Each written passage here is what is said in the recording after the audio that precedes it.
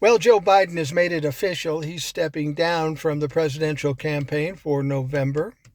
I know a lot of people are upset about it, crying about it, whining about it, scared about it. And I want you to tell you, just chill the fuck out. It'll be fine. The fact that Joe Biden decided to step aside is a disappointment, maybe even a little bit of a surprise, but he had a lot of pressure on him. The important thing to understand is nobody had the power to kick him out of the race.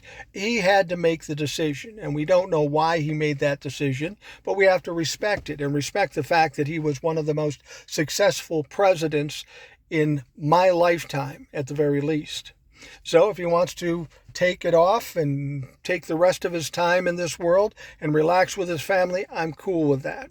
But here's what you have to understand. These people who were endlessly trying to push him out, now and even after the election, in my mind, I remember their names, and they are an enemy of Joe Biden. They are an enemy of the Democratic Party, and they are an enemy of this country. I'm sorry, I'm not going to be forgiving about that.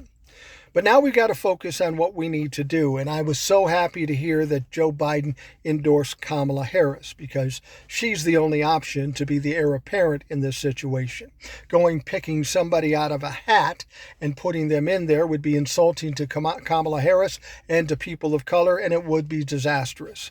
We still don't know who the nominee is going to be, but I got to believe with Biden's endorsement, it's going to be Kamala.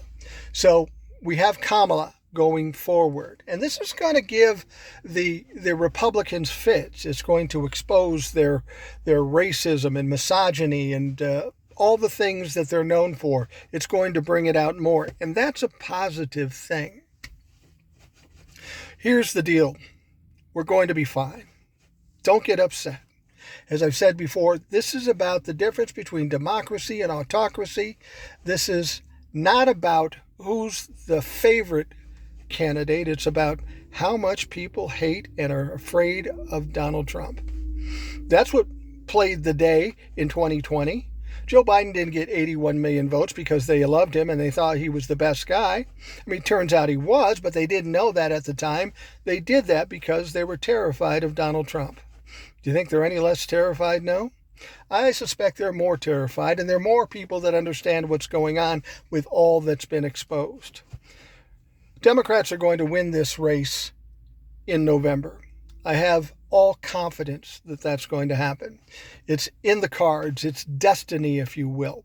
It'd been nice if Joe Biden could have rode this out to November, but since he's not, we got to figure out what we're doing next.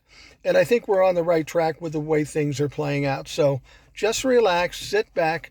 We'll worry about those things we can handle and not worry about those things we can't change. Can't do anything about it. Let's focus on the positive and get Kamala Harris elected president of the United States. I don't really think it's going to be that hard. I think you'll be surprised by how that election plays out. Donald Trump is going to get beat resoundingly. I guarantee it. Doesn't matter who the candidate is, Donald Trump is a fucking loser.